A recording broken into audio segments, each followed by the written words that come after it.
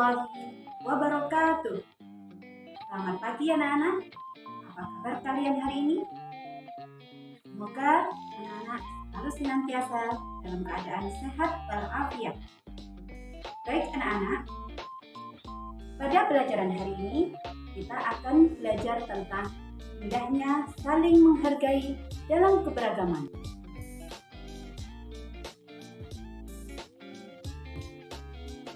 Sebelum pelajaran dimulai, mari kita membaca doa terlebih dahulu agar pelajaran hari ini mendapatkan keberkahan dari Allah Subhanahu wa Ta'ala. Bismillahirrahmanirrahim. Raditu billahi robba wa bil islami dina wa bi Muhammadin nabiyyan wa rasulah. Rabbi zidni ilma warzuqni fahma wa tammim lana fil khairat. Amin ya rabbal alamin. Baik anak-anak, profil pelajar Pancasila dari materi keberagaman ini adalah anak-anak beriman dan bertakwa kepada Tuhan Yang Maha Esa serta berakhlak mulia. Kemudian yang kedua yaitu menjadi seorang pelajar yang mandiri. Yang ketiga, bergotong royong. Anak-anak.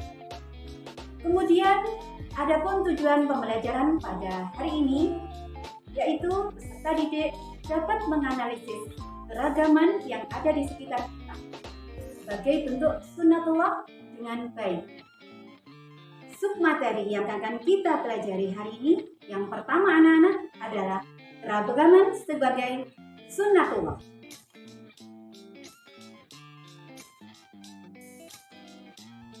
Anak-anak, pernahkah kalian bertemu dengan beberapa orang dari berbagai suku bangsa? Di mana kalian pernah bertemu anak-anak? Kalian tentunya pernah melihat orang-orang dari berbagai bangsa atau suku di dunia. Kalian melihatnya di televisi, di media sosial, atau melihatnya dengan bertatap muka langsung.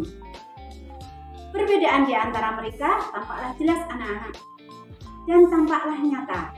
Misalnya dari bentuk postur tubuhnya, dari bahasanya, kemudian dari karakternya dan dari agamanya. Anak-anak, ada beberapa bangsa besar di negara Indonesia ini, seperti bangsa Melayu, ada bangsa Arab, ada pula bangsa Cina, ada juga Eropa. Negeri kita ini dihuni oleh aneka ragam suku yang memiliki ciri khas unik dari segi pakaian, bahasa, makanan, dan juga adat dan karakternya. Kemudian tujuannya untuk apa anak-anak Allah menjadikan manusia beraneka ragam? Nah, tujuannya adalah agar saling mengenal. Sehingga jika kita sudah saling mengenal, akan menghasilkan hubungan yang harmonis, kerjasama, serta saling mendukung. Submateri yang kedua adalah kebaikan dalam Islam dan selain Islam.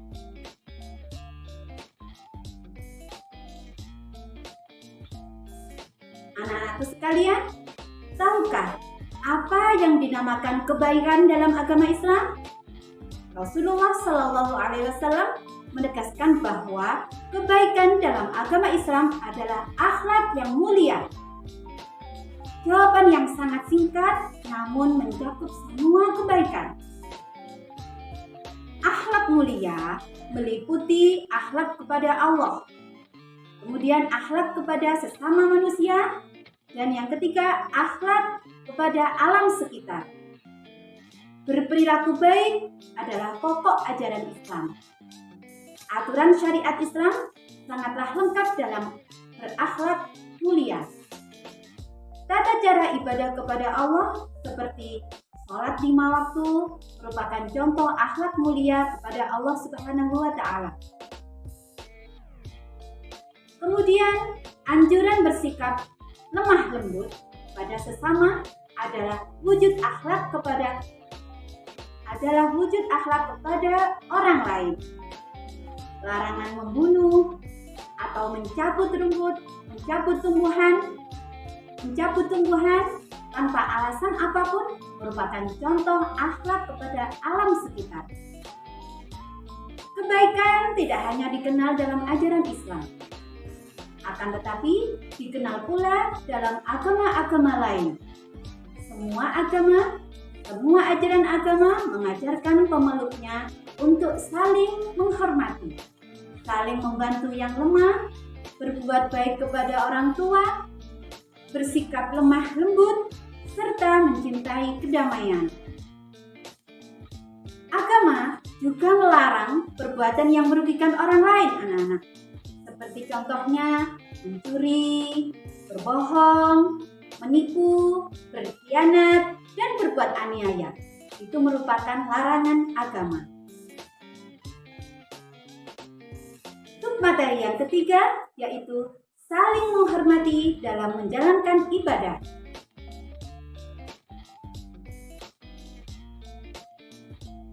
Anak-anakku sekalian, apakah kalian memiliki sahabat yang berbeda agama? Kemudian, apakah boleh anak-anak kita itu bersahabat dengan yang berbeda agama? Jawabannya pastilah boleh anak-anak ya. Yang terpenting kita harus saling menghargai apa yang menjadi pilihannya.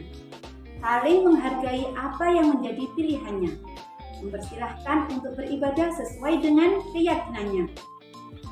Nah, kemudian yang dilarang oleh agama seperti apa anak-anak?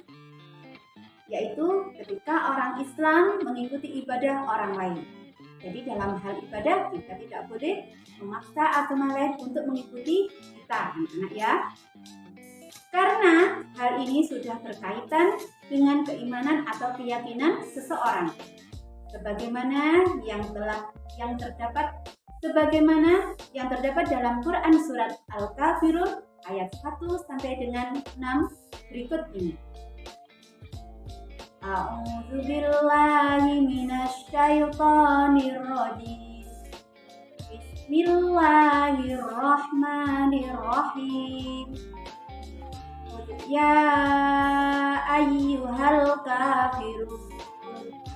Katakanlah Muhammad, wahai orang-orang kafir. La a'budu ma ta'budun. Aku tidak akan menyembah apa yang kamu sembah. Wala antum 'abiduna ma a'bud. Dan kamu bukanlah penyembah apa yang aku sembah. Wala ana 'abidum ma 'abadtum. Dan aku tidak pernah menjadi penyembah apa yang kamu sembah. Wala antum 'abiduna ma a'bud. Dan kamu tidak pernah pula menjadi penyembah apa yang aku sembah. Lakum dinukum waliyadin. Untukmu agamamu dan untukku agama. Itulah tadi anak-anak arti dari surat Al-Kafirun. Adapun kandungan dari surat Al-Kafirun anak-anak, yang pertama, bahwasannya pernyataan bahwa Tuhan yang disembah oleh Nabi Muhammad SAW beserta pengikutnya bukanlah apa yang disembah oleh orang-orang kafir. Yang kedua, Nabi Muhammad SAW tidak akan menyembah apa yang disembah oleh orang kafir. Yang ketiga, tidak ada kerjasama dalam hal iman dan ibadah. Yang keempat, penegasan bahwa tidak ada kompromi dalam hal akidah atau keimanan. Juga kita tidak boleh kerjasama yang mencampur baurkan dua akidah dan ibadah yang berbeda. Itu tadi anak-anak penjelasan dari surat Al-Kafirun. Nah, dalam kehidupan sehari-hari, bagaimana anak-anak kita mengimplementasikannya, menerapkannya dari surat Al-Kafirun ini? Itu Kita tidak boleh memaksakan agama lain untuk beribadah sesuai dengan agama kita, anak-anak ya. Kita boleh bekerja sama dengan orang non-muslim, boleh, asal tidak dalam hal ibadah. Dalam hal sosial boleh, dalam hal perdagangan boleh, dalam hal apapun boleh, asal bukan dalam hal ibadah. Itu tadi anak-anak yang Ibu jelaskan pada hari ini. Demikian anak-anak pelajaran hari ini, semoga mendapatkan manfaat dari Allah Subhanahu wa Ta'ala. Sebelum kita akhiri, mari kita akhiri dengan bacaan hamdalah. Alhamdulillahirabbil alamin. Semoga bermanfaat. Sampai jumpa di pertemuan berikutnya. Assalamualaikum warahmatullahi wabarakatuh.